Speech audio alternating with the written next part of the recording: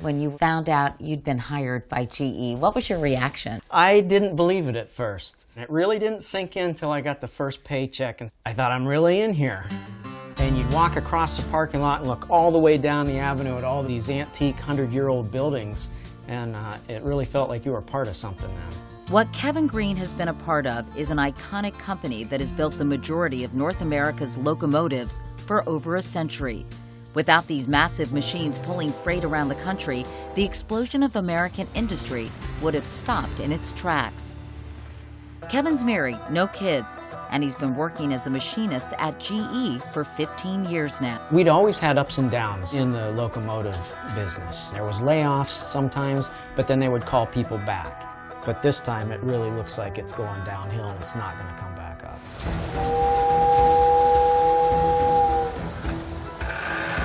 This one was made in about 47, and that little tin railroad station was built here in Erie. Kevin's friend Donnie Rhodes also works at the plant. After working all day in the din of a factory, the wheels on the rails here kind of helps you unwind. But the threat of more layoffs makes it almost impossible to unwind. Last summer, their close friend Denny died of a heart attack after he got laid off from GE. And you have to think that the stress of not knowing what you're going to do and where the good paychecks are going to come from, that had to be a contributing factor. I don't think they give one whit about the worker. I don't think they give one whit about the community that the workers are in. I mean, it's just demoralizing. I don't see any happy ending. Well, what are you going to do? I want to go to school and take up a degree in international business, because if you can't beat them, you might as well join them. Things are more complicated for Kevin. I don't think I could pass a test right now. My concentration is zilch. He's been diagnosed with a severe case of Lyme disease that's been expensive to treat. I had no idea there was anything in the world besides dementia or Alzheimer's or something that could do this to a person. So let's say, Kevin, you lose your job, your Lyme disease gets worse. What are you going to do? I don't know. I do not know. It's looming. You know it's coming. You're going to get the tap on the shoulder, but you don't know when. That must be really stressful. It is.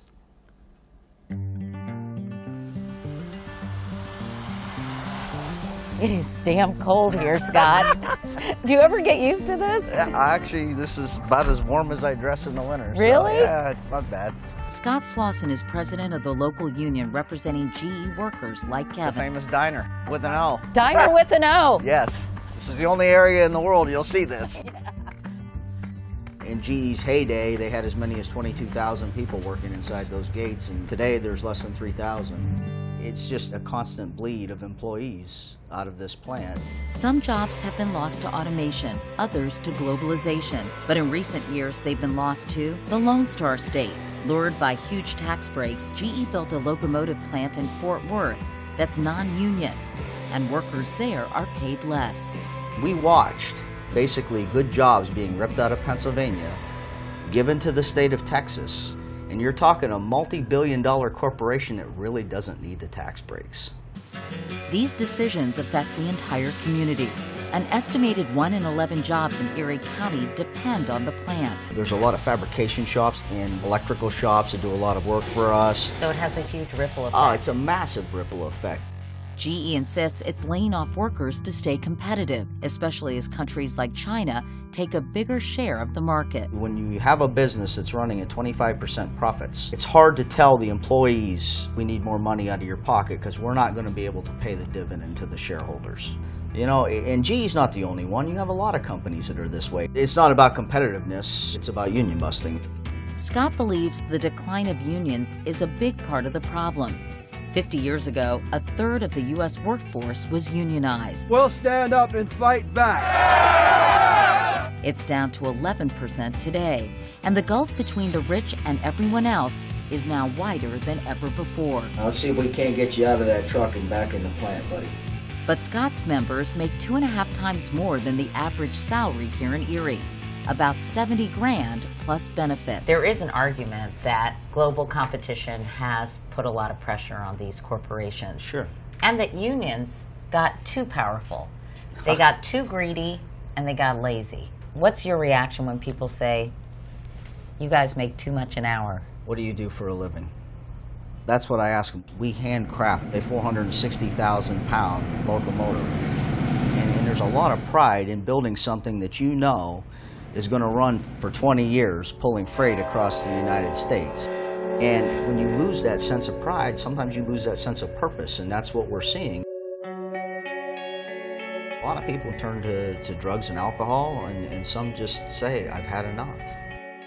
And kill themselves. Sure, we've had quite a few suicides just from our workers. It was 7 o'clock on a Friday night. It was the middle of the shift, and we were working, and the machine I was on faced this fellow's machine. I looked over where he was working, and he was hanging on the crane. He had a choker around his neck, his knees were bent, and he was not moving. And he was about as white as your paper on the counter. And I couldn't believe what I was looking at.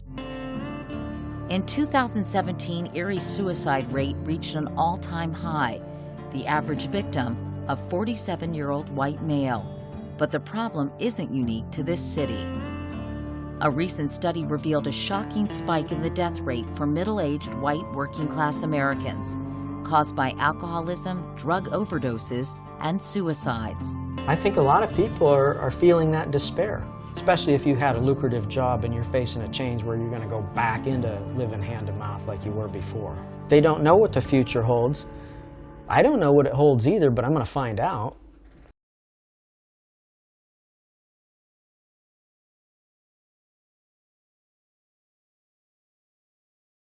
Want more exclusive content from America Inside Out? Well, just click one of these videos floating next to me.